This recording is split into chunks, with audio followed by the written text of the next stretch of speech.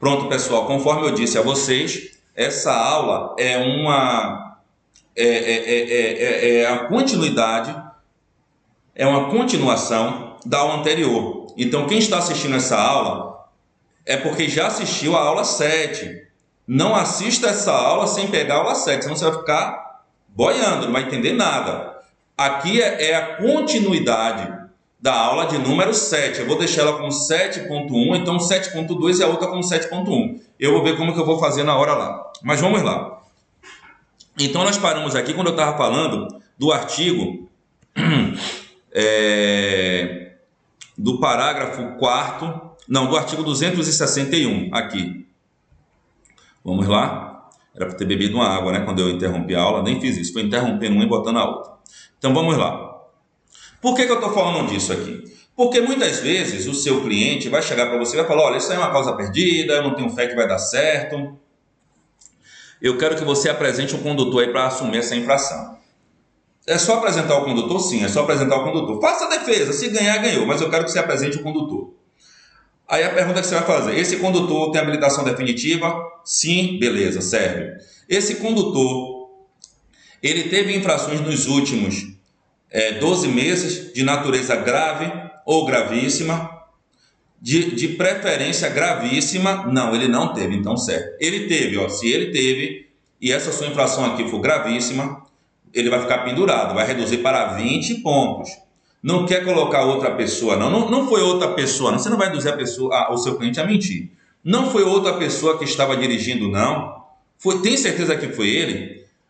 Então, o primeiro ponto, quando você vai apresentar um condutor, é tomar cuidado para que esse condutor apresentado não seja portador de habilitação provisória, PPD, senão ele vai ter problema, e também que ele não tenha nenhuma anotação que reduza a condição de 40 para 30 ou de 30 para 20, beleza? Há de se verificar, isso não faz parte desta aula, mas eu gosto de falar, que a pessoa que exerce atividade remunerada na habilitação, ele tem 40 pontos de base, ele não baixa, não perde. E quando chega nos 30 pontos, ele pode fazer uma reciclagem, e aí zera os pontos, então de 30 baixa para 0, beleza? Finalizando aqui, gente, essa aula, eu vou falar do artigo, estou procurando ele aqui, sem óculos é dose, 263, aqui. A cassação do documento de habilitação. Você vai ter a habilitação cassada quando aquilo que eu estava dizendo, suspenso o direito de dirigir, o infrator conduzir qualquer veículo e for pego.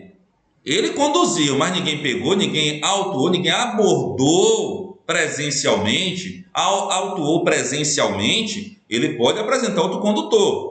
Mas se ele tiver um veículo no nome dele e esse veículo for autuado, ele não apresentar defesa, ele vai perder a CNH, beleza? No caso de reincidência, no prazo de 12 meses das infrações previstas, aí vem aquela, ó, 165, que é a do bafômetro, eu disse a vocês lá em cima, se ele fez uma infração do bafômetro. E é por isso que a gente está falando sobre esse tema aqui, que faz parte do que a gente está propondo para vocês trabalharem.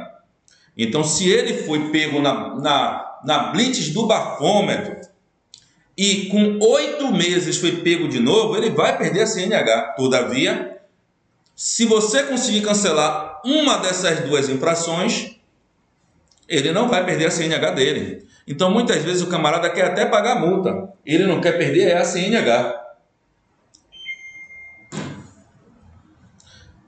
Continuando, quando condenado judicialmente. Eu já falei isso aqui por delito de trânsito. Aqui está fora das nossas competências. Eu, como advogado criminalista, eu pego. Mas quem não se sente seguro, corre, porque o negócio pode ficar pesado. Se tiver segurança, vai firme, que você vai lograr êxito, né? Nós temos um curso falando sobre reativação da CNH. Então, quem sabe aquele curso lá o ajude a tomar a decisão se você segue ou não. Pessoal, aqui no 263, eu não tenho mais nada para falar, tá certo? porque aqui a gente vai falar muito sobre CNH. E sobre CNH, nós vamos perder um tempinho precioso para que essa aula não fique longa.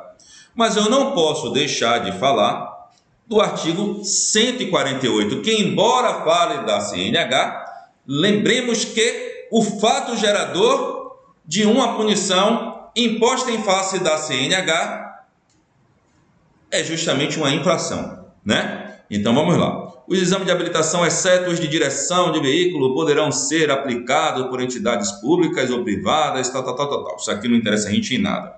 Eu quero te mostrar aqui uma outra coisa. A carteira será conduzida pelo término de um ano, desde que o mesmo não tenha cometido... Pronto, tá aqui, é isso aqui. Parágrafo 3º, certo? A habilitação... Deixa eu marcar aqui, pronto. Você pode ler aí depois. Parágrafo 2º, anterior a este.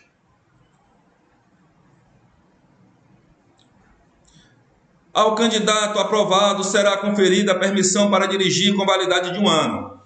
Então, a pessoa passou por todas as fases, lá, autoescola, prova teórica, prova prática, psicoteste, passou por tudo. Exame médico, tudo.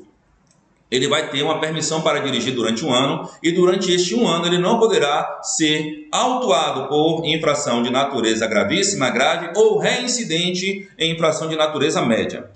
Quando ele, parágrafo 3º, a Carteira Nacional de Habilitação será conferida ao condutor no término de 1 ano, desde que, vamos lá, desde que o mesmo não tenha cometido nenhuma infração de natureza grave, gravíssima, ou seja, reincidente em infração de natureza média. Beleza? Então, o que é a infração, pessoal? O que é a infração? A infração é justamente aquilo que você vai combater. Então, digamos que ele tenha sido pego em infração de natureza grave, gravíssima ou média, você vai vender o peixe para o seu cliente, dizendo que você vai fazer o recurso daquela infração. Na aula que nós vamos falar sobre preços, valores de infrações que eu cobro aqui no escritório, eu vou falar justamente sobre algumas infrações que custam um valor e eu cobro 5 vezes aquele valor para fazer o recurso da multa, quando a pessoa é portadora da habilitação provisória. Quando ela é portadora da habilitação definitiva, eu até dou uma maleada, mas provisória eu vou trabalhar em cima, não da multa, ou seja, é em cima do bem maior, que é a CNH. Daí você tem que saber que o artigo 148 determina que ele só receberá habilitação definitiva quando for aprovado no período de 1 ano de porte da permissão para dirigir, mais conhecida como CNH provisória. Então, pessoal, essa aula vai terminando por aqui. É uma das aulas mais teóricas, mais longas. Eu tentei resumir, reduzir, mas não consegui tanto quanto eu gostaria.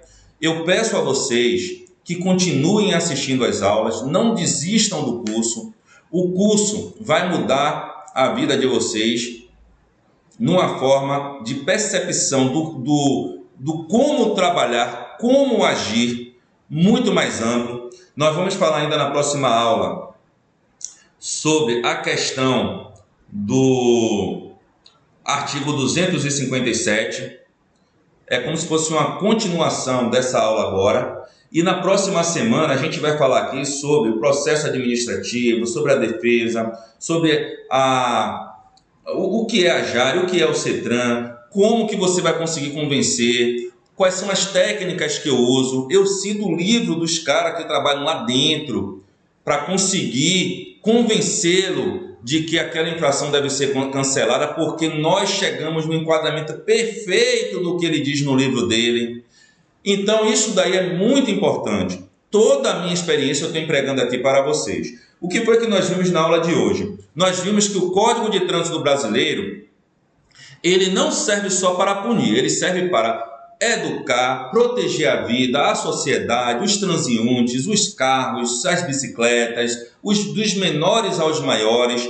e também ele determina que o órgão de trânsito cumpra com o seu dever de sinalizar, de informar, de educar, de orientar, e a consequência jurídica da inobservância de um ato, de um comportamento antijurídico é a multa. Só que para a multa acontecer, você tem que cumprir os requisitos, e estes requisitos nós vamos falar agora na próxima aula.